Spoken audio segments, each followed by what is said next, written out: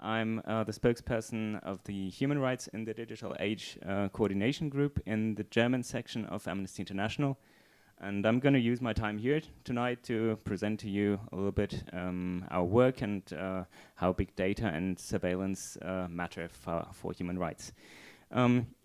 You see, we are an international human rights organization, 7 million supporters, and freedom of expression is a right that has concerned us for a very long time already, increasingly also online, like with this Saudi Arabian blogger who was sentenced to 10 years in prison and 1,000 lashes for setting up a website on political debate.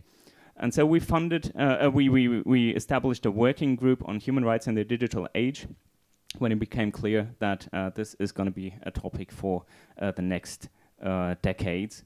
Edward Snowden being and his revelations being the first topic that we are working on. You might ask yourself, okay, and all this digital technology, what does it have to do with human rights? And I'm going to explain this to you by exemplifying it with the data use, what is possible today and being done by governments and by private companies. Well, private companies use your data and they collect it for their own purposes and for other companies' purposes, mainly for advertising. And in order to do that, they need to better know their customers and need to know their desires and to control them, basically. That's what they want. Here's an example of, I hope you can see that, of Axiom. It's one of the biggest marketing and data analytics providers who has recently acquired LiveRamp, a data onboarding provider. That's someone who merges off and online data to increase their data haystacks and hoping to find better connections and better insights. That's what governments do. You probably know these slides from the Snowden revelations. I think I don't need to explain them to you.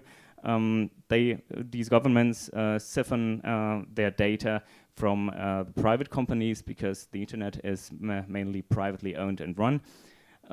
This is another example. There are even private service providers who provide their intelligence, their big data analytics to the intelligence agencies. What do these intelligence agencies do with it? Well, that's the data center in Utah that the NSA is currently building. And according to an NSA whistleblower, Bill Binney, these data can be content and metadata of all people on Earth and can be stored for the next 100 years. So what are they going to do with all these data? First, they store it in different databases for further analysis, and then they use it for real-time monitoring of social media, for example, but also to actively destroy people's credibility, people's reputation, and to infect end-user devices actively. And this guy is Michael Hayden. He is the former NSA director, and he once said this: "We kill based on metadata." This was proven later by the Snowden revelations and by a testimony of a former drone pilot.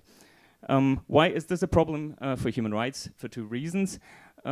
First, because the data collection already is an interference with the right to privacy. And the data collected can also be abused for other human rights violations. Now, let's have a look at Article 17 of the International Covenant on Civil and Political Rights to see what I mean by an interference into the right to privacy.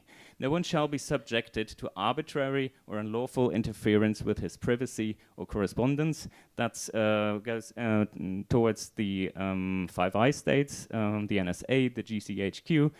And on the other hand, we have the second paragraph that reads, "Everyone has the right to the protection of the law against such interference or attacks." And that goes towards all those states who are monitored and by the Five Eyes states and do nothing about it. So there's also a duty to protect.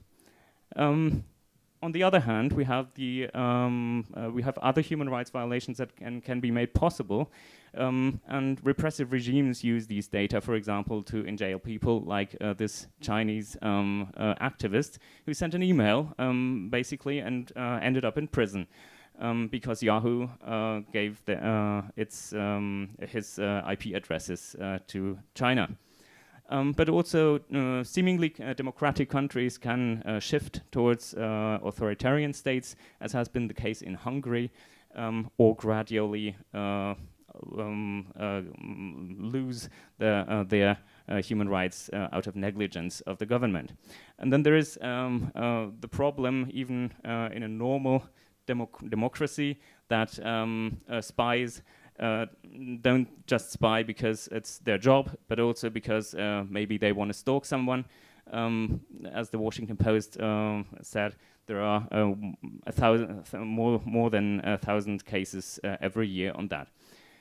And even if there's no abuse, there are the chilling effects that we already talk about.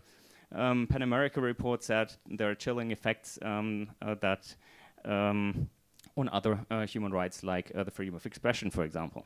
So I would like to end with a short statement. I'll end on time. Amnesty believes that citizens need to regain control over their data.